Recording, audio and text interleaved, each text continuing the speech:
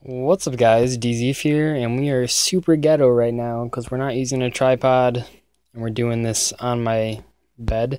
But anyway, I took Trap Monsters to locals today, and it was my first time playing with Cyber Shadow Guard now, and it went really well. I ended up topping, I guess.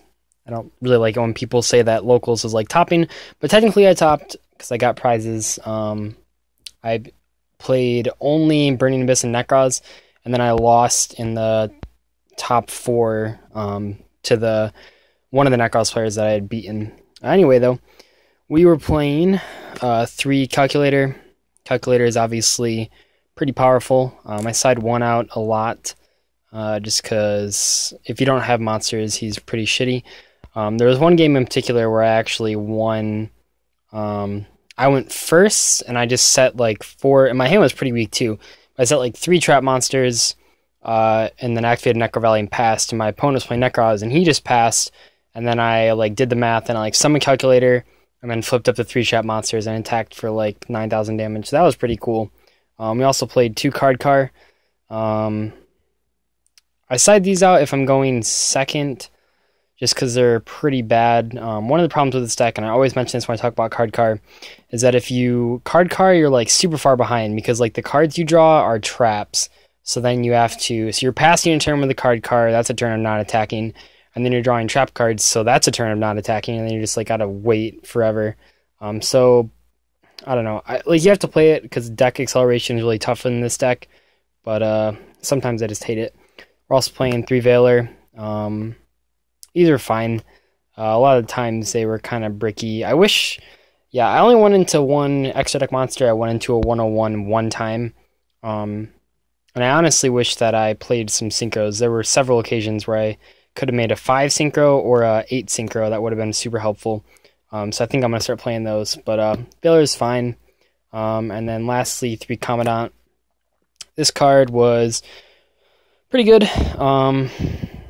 He's better than Terraforming because you can attack with him, obviously. I attacked with him a lot. 2100 is pretty big in this deck. Unfortunately, though, like, you brick sometimes. I bricked once the entire tournament. Not that it was, like, super long or anything, but I opened, like, double Commandant, double Necro Valley, Veiler, Fiendish, and he opened, like, he ended his field with, like, Unicorn, Valk, and then I drew like a second Veiler, so my hand was just super bricky. And in that scenario, this was just super bad. But overall, the monster lineup was pretty fine, I guess. One card I definitely want to play is Cat of Ill Omen. A lot of people, there's like one person that always comments that I should play that card, and I think I'm finally going to if I can find some. That card's really cool. Anyway, though, we played 3 Necro Valley. Stopping plays is cool. This card's honestly better against BA than it is against Necroz. Like, against Necroz, they can't Trish or Mirror, but, like, against BA, this, like, completely stops their deck. So that's neat. 1 Tribute. I think I opened this combo 3 times, and I won all those games. Those games are pretty easy. 3 Duality. These never really were a problem. There was, like, a point against Necroz when I had Duality and Mistake up, and that kind of sucked, but in general, like, these are fine. And then I played 2 Planters. Sided 1 out every single time. If I can find Cat of Ill Omen, the 1 Planter is definitely going out. Because, like, Cat of Ill Omen just, like, searches the traps, which is super helpful. Played 3 Statue of Anguish Pattern. Best card in the deck by far. This guy's just really neat. That's why I want to play Cat of Ill Omen. Because, like, any hand where you don't open this is just really subpar. I mean, not like, it's not that you have to open this, but opening this makes your games just go like 100 times easier. And then, like I said, this was the first event where I was playing Cyber Shadow Guard now.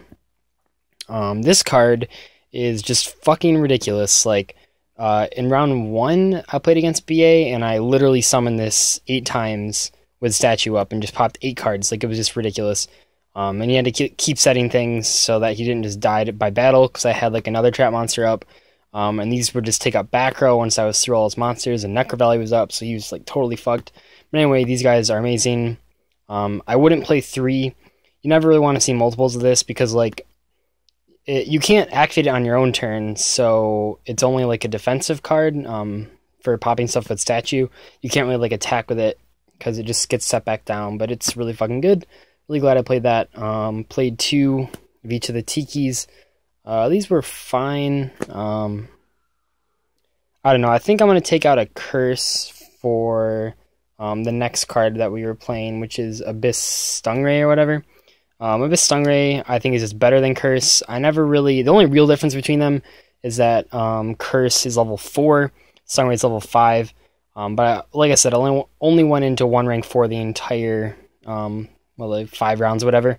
So I don't think that really matters. But like Stingray's really good. I've always loved this card just because it's like the only trap monster that you can summon without like any other trap monsters on board, and just kind of like sit on it. I mean, like you can do that with Metal Reflect Slime, kind of.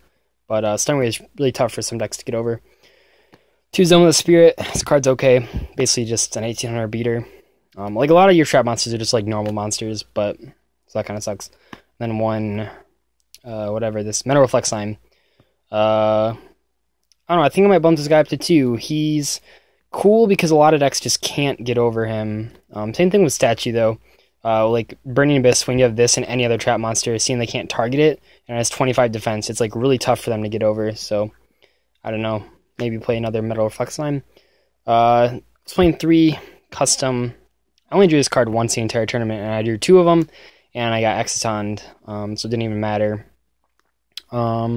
This card's obviously fantastic, though. I mean, when you draw a custom, it's almost an auto win, but like I said, like sometimes you just don't draw good cards. And then I played 3 Phoenix Chain. These cards were fine.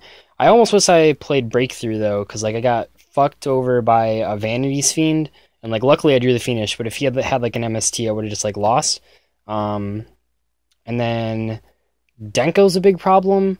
Like you can Valor it when they on their turn or whatever, and that's fine. But like the problem is that when you start your turn, and they still have a Denko up, you can't set anything, and like your hand, like my hand against him was like Statue, Stingray, Customs, like good cards, but I just couldn't like use any of them because the Denko was still up. So like I think I might start siding Breakthrough skill, because that came up a ton of times. Now it's super annoying.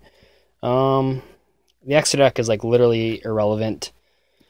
And like nothing to talk about in here. I picked up a Super Ragnar Zero though. A lot of people noticed that was like one of the few cards that's not max rarity.